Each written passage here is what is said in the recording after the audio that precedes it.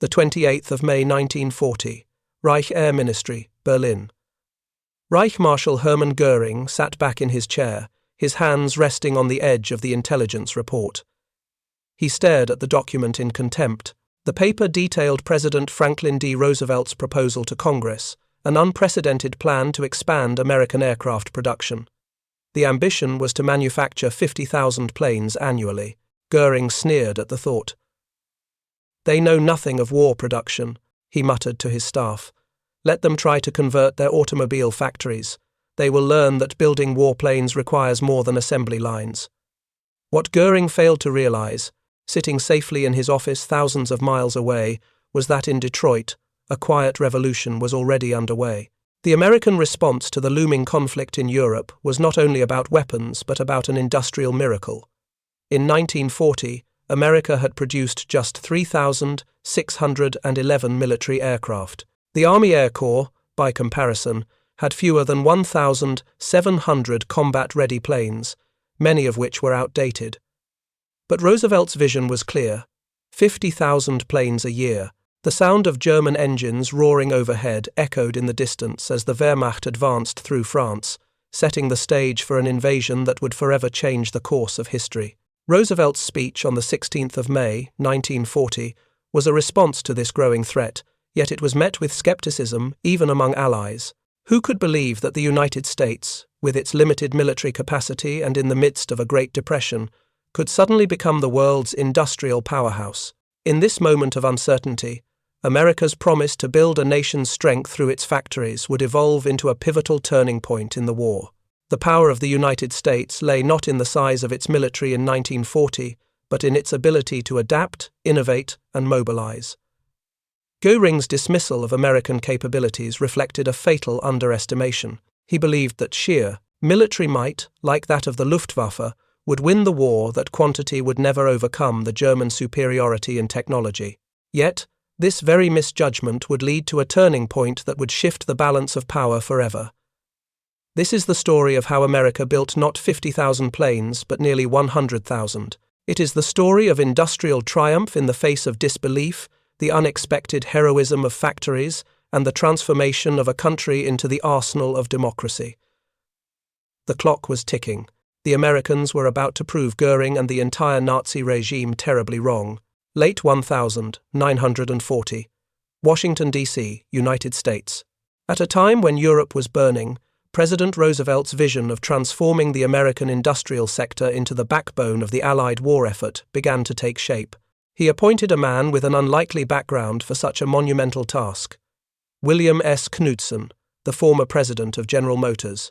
The quiet Danish immigrant, who had grown GM into a global automotive giant, was tasked with organizing the impossible, transforming the assembly lines that produced cars into factories capable of building military aircraft at an unprecedented rate.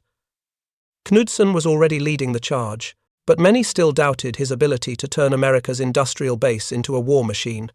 After all, the United States had no experience with mass military production. Few believed that it could overcome the challenges presented by wartime demands. Yet Roosevelt's call for action was unequivocal. The U.S. must build the planes and weapons to support the Allied forces, and it must do so quickly. By the end of 1940, American factories had already started to convert to wartime production. Car plants in Detroit, which were famous for their capacity to churn out automobiles, now began assembling aircraft components. The government's strategic decision to assign the task to manufacturers like Ford, Boeing, and Douglas marked the beginning of an industrial revolution. But this was just the beginning. No one knew what lay ahead. In Germany, Göring's smug confidence grew stronger. His dismissive attitude toward American industry remained unshaken. In fact, he often mocked the idea that the US could ever outproduce the Third Reich. He had a point, in one sense. Germany was already an industrial powerhouse, focused on high-tech weapons like the Messerschmitt Bf 109 and the Focke-Wulf 190. But as the months wore on, the pace of American industrial mobilization began to defy expectations. Boeing expanded its facilities in Seattle. The Willow Run plant in Michigan, built by Ford, would eventually become the symbol of American industrial might. Ford's promise to produce one B-24 Liberator bomber every hour seemed like a pipe dream at the time. But the US war effort began to take on a momentum that no one had anticipated, least of all the Germans. Workers were pulled from across the country, including women, minorities, and the elderly, to staff factories, and by the end of 1941, the American aviation industry began to roll out bombers at a staggering rate. America's industrial might began to show itself in small victories. Workers at Ford's Willow Run plant overcame early setbacks in quality control and production delays. They fought through breakdowns, limited experience, and a shortage of skilled workers. In fact, the first B-24 Liberator bomber, built at Willow Run in September 1942, had to be completely rebuilt due to poor quality control. But within months, the factory was producing 56 bombers a month, a small fraction of what they would eventually achieve, but a promising start. Meanwhile, across the Atlantic, the Germans dismissed these early signs of American resolve. General von Berthier, Germany's military attaché in Washington, sent several accurate reports warning of America's growing production capacity. However, his warnings were ignored, both in Berlin and in the upper echelons of the Luftwaffe. The Germans believed the Americans could never maintain a production rate that would rival the Nazi war machine. The racial prejudice that permeated Nazi ideology shaped their perception of American capabilities. They believed that democratic, racially diverse societies lacked the discipline and efficiency to match the rigid structures of totalitarian regimes. This misunderstanding would become one of their greatest mistakes. By the time the United States entered the war after the attack on Pearl Harbor on the 7th of December 1941, the question wasn't if America could rise to the challenge, but how quickly it could rise and how much it could produce in the process. In the months that followed, American factories would begin producing more military aircraft than Nazi Germany could imagine. Within 2 years, they would reach a level of production that would overwhelm the Luftwaffe's capacity to respond. The question was no longer how to build aircraft, it was how to build them faster and more efficiently.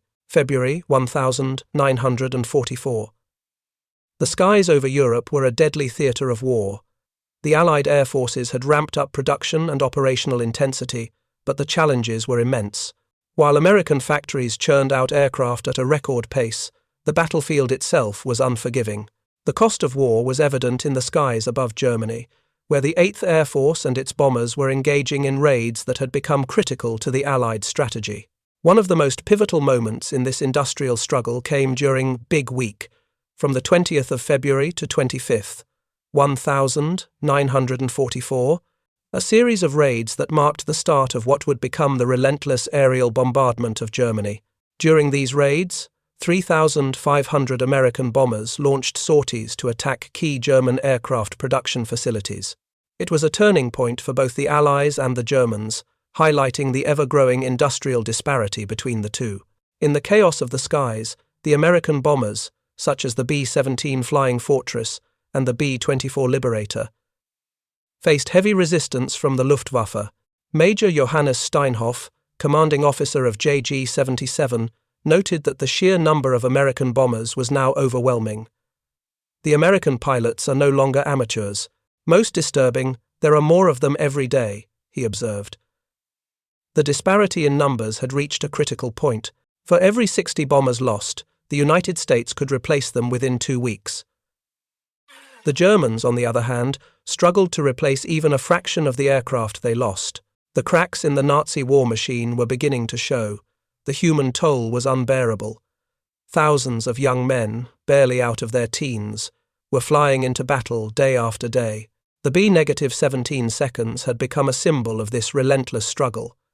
The crews of these bombers were not just soldiers, they were men, husbands, and fathers, many of whom were destined never to return. The B-17 crews, flying over enemy territory, could often hear the ominous sound of German fighters closing in.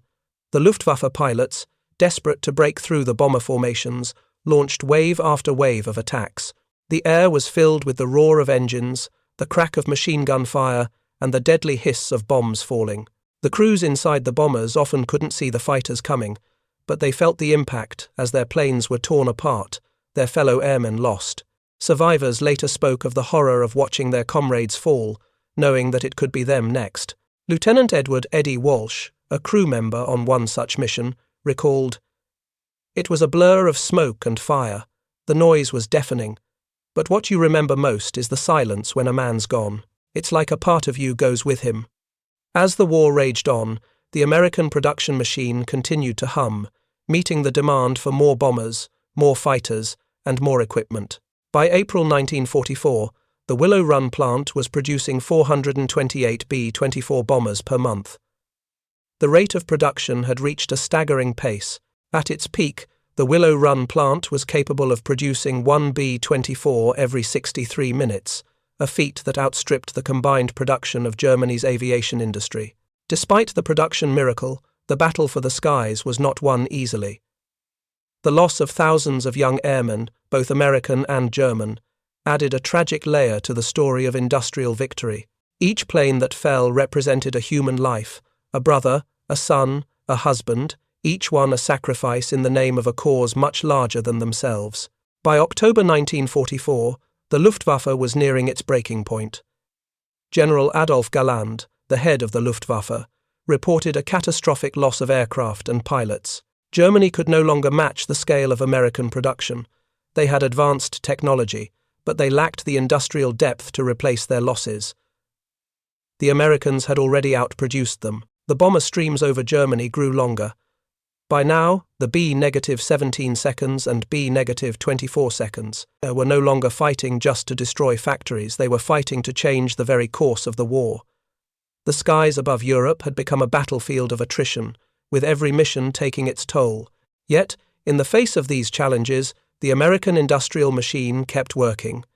Each new aircraft, each new weapon, was not just a piece of metal, it was a symbol of a nation's resilience, and the survivors, though scarred, carried on, driven by the knowledge that their sacrifices were changing the world. Late 1944. The war in Europe was reaching a breaking point. The relentless American bombing campaigns, bolstered by an ever-growing industrial output, were having a profound effect on Germany. The Luftwaffe had lost its ability to effectively counter the sheer volume of Allied aircraft. Despite the introduction of the Me-262 jet fighter, which could reach speeds faster than any Allied plane, Germany was unable to produce them in sufficient numbers to alter the course of the war. The Americans had not just outproduced the Germans, they had outlasted them.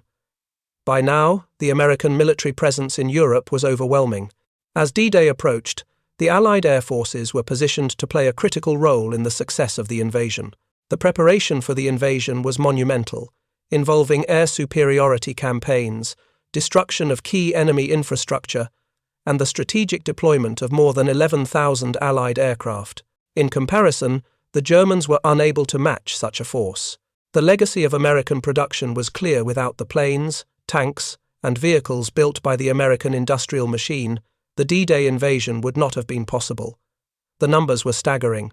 In June 1944 alone, the Allies had over 11,000 aircraft available, while the Germans could muster only a fraction of that number.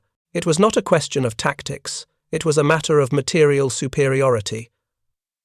On the ground, the war's human cost was staggering. The Battle of Normandy and the subsequent campaigns saw horrific casualties as both sides fought for control of the European continent. Lieutenant Robert Mitchell, a paratrooper who landed in Normandy, recalled the moment his aircraft touched down. The sound of gunfire, the screams, the explosions, it felt like the world was ending. But we had to keep moving forward. The weight of history was on our shoulders. In the skies above, the P-51 Mustang, the aircraft that had become synonymous with American air superiority, proved its worth. The long-range fighter, capable of escorting bombers deep into enemy territory, was now the primary weapon in the Allies' arsenal. The Mustang's range and firepower ensured that even the most daring bomber missions could be completed with the support they needed. Despite the horrific losses, the American industrial juggernaut had ensured that the Allies maintained their advantage. By the end of 1944, American factories had already produced 96,270 aircraft, including bombers, fighters, and reconnaissance planes. This number alone exceeded the entire output of Germany's war industry during the entire conflict. But it wasn't just the quantity that mattered, it was the quality. American bombers, such as the B-17 Flying Fortress, had advanced technology that gave them an edge in battle.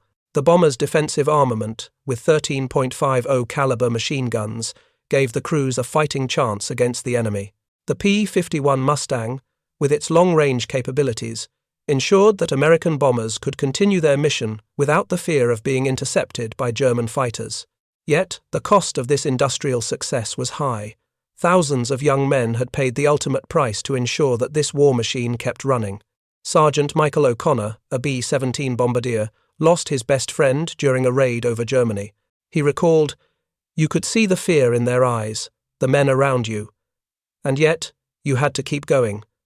For your country. For your family. For each other. We didn't talk about it much after the war, but we knew what we were sacrificing." By late 1944, Germany's industrial capacity had collapsed under the strain of continuous air raids, and its air force was severely depleted. American planes were now flying deeper into German territory, hitting key production centers, oil refineries, and military infrastructure. American bombers would be seen flying over Berlin, a city that had once seemed impregnable, but was now within reach of the American might. The resolve of the American people, from the factory workers to the pilots to the soldiers, was clear. They had not only outproduced Germany, they had outlasted it. Every aircraft produced, every tank built, every vehicle shipped overseas was a testament to the power of American democracy, industry, and perseverance. But the toll was undeniable. The faces of the veterans, the survivors who had lived through it all, told the story of sacrifice. The war had taken its toll not just on those who fought on the front lines, but on the families, the workers, and the factories that had supported them. The sounds of victory were often overshadowed by the silence of loss. The factories, which had once hummed with activity, now stood quiet, with the war's end bringing both relief and a deep sense of grief. The survivors of this industrial revolution, these unsung heroes who had helped win the war, would now have to rebuild their lives, knowing that their efforts had changed the course of history. The 8th of May 1945. Europe was free. The war in Europe was officially over, but the echoes of that war would resonate for decades to come. The industrial miracle that had powered the Allied victory, particularly in the skies, was one of the most crucial factors that ensured the defeat of Nazi Germany. The defeat had not just been a result of superior tactics or the bravery of soldiers, but of the overwhelming might of American production, a reality that the Germans had failed to understand until it was too late. In the aftermath of the war, the survivors returned home to a country forever changed. The men and women who had worked in the factories, often sacrificing their families and their safety, now faced the challenge of rebuilding their lives in a country that was victorious but scarred. Veterans like Sergeant Michael O'Connor, who had flown countless missions over Germany, returned to a world that seemed far removed from the horrors of war. "When you've seen what we saw, it's hard to adjust back to civilian life," O'Connor recalled in an interview decades later. "We didn't fight for glory, but we fought because it was the right thing to do, and we didn't think about what would come after. We just kept moving forward." The factories, once the lifeblood of the war effort, now faced the daunting task of conversion back to peacetime production. But they did not simply return to their previous state. The legacy of wartime production had transformed America's industrial capabilities forever. The assembly line techniques perfected during the war would go on to revolutionize not only the automotive industry, but industries across the globe. The workers who had built the bombers, the P-51 Mustangs, and the B-17 Flying Fortresses now turned their expertise to rebuilding a post-war America that was on the verge of unprecedented economic prosperity. In the decades that followed, America would lead the world in technological advancements, fueled by the lessons learned in the war. The nation's ability to quickly adapt, innovate, and overcome obstacles was now part of its identity. The factories that had produced planes, tanks, and weapons became the backbone of a global economic superpower. The generation that had been forged in the fires of war became the foundation for the American century, a period of unmatched prosperity and influence. The men and women who had worked in the factories during the war were celebrated as heroes, though many of them would never fully understand the magnitude of their contributions. Rosie the Riveter, once a symbol of the women who had entered the workforce in droves to fill the jobs left vacant by the men who went to war, became an icon of the war effort. The factories and assembly lines where they worked, once the most critical aspect of the war, were now fading into history. But the true legacy of America's industrial might lay not just in the numbers or the machinery, but in the spirit of unity and sacrifice that had carried the nation through. It was the realization that in the face of existential threats, a democracy could mobilize its entire industrial base, turning the wheels of war into the machinery of victory.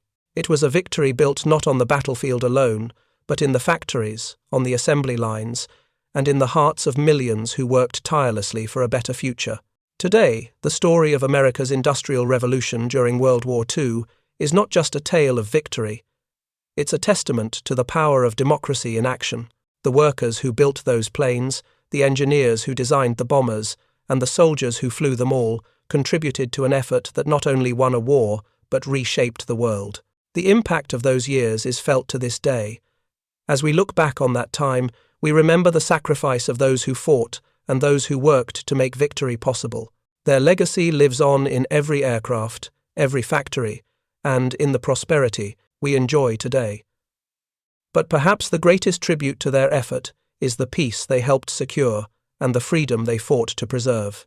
The sounds of the factory lines may have faded, but the spirit of those who built the P-51 Mustangs, who drove the B-24 bombers, and who turned the gears of war into a machine of victory, lives on in every corner of the world that still enjoys the fruits of their labor.